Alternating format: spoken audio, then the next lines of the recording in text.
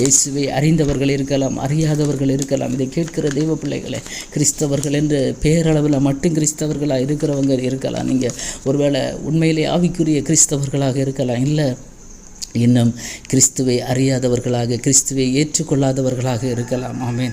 அல்லேலூயா. ஒன்றை நாம் அறிந்து கொள்ள வேண்டும். இந்த உலகத்தில் ஒரு மனுஷன் ஒரு கல்லை எடுத்து அதை சிற்பமாக செதுக்கி அதை ஒரு தெய்வமாக உருவாக்கி அதற்கு ஆடைகளை அணிவித்து, ஆபரணங்களை அணிவித்து, அதற்கு முன்னாக போய் நின்று தெய்வமே என்னை காப்பாற்று என்று சொல்லுகிறான்.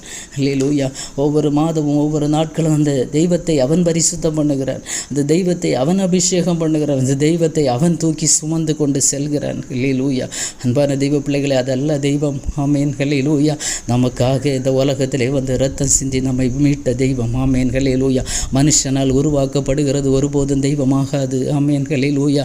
மனிதனை உருவாக்குனது மாத்திரமே தெய்வம். ஆமேன். மனுஷன் சுமந்து கொண்டு செல்வது ஒருபோதும் தெய்வமாக முடியாது. ஆமேன்.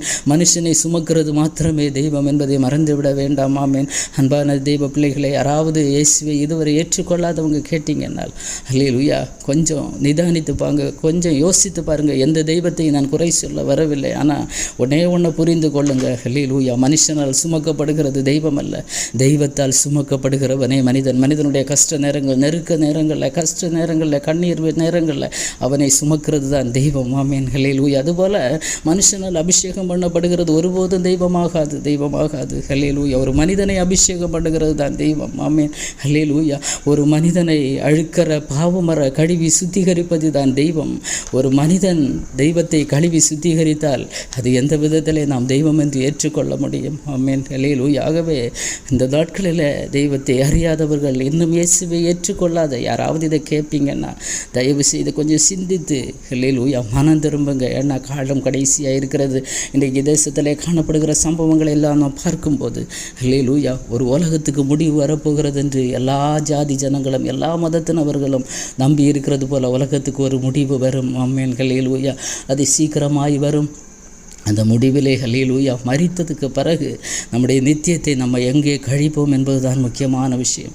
அதை இந்த உலகத்தில் இருக்கும்போதே சிந்தித்து நாம் செயல்படுவோம் என்றால் உண்மையான தெய்வத்தை, ஜீவனுள்ள தெய்வத்தை ஏற்றுக்கொண்டு, ஆமென், ஹல்லேலூயா, நாம் இந்த நாட்களிலே அந்த பரலோக ராஜ்யத்திற்கு செல்ல வேண்டிய சில காரியங்களை நாம் அறிந்து செயல்படுவோம் என்றால், ஆமென், நாம் வரும் கோபாக்கினைக்கு நாம் தப்புவோம். ஆமேன். இயேசுவை அறியாத தெய்வ பிள்ளைகள் யாராவது கேட்குறீங்க?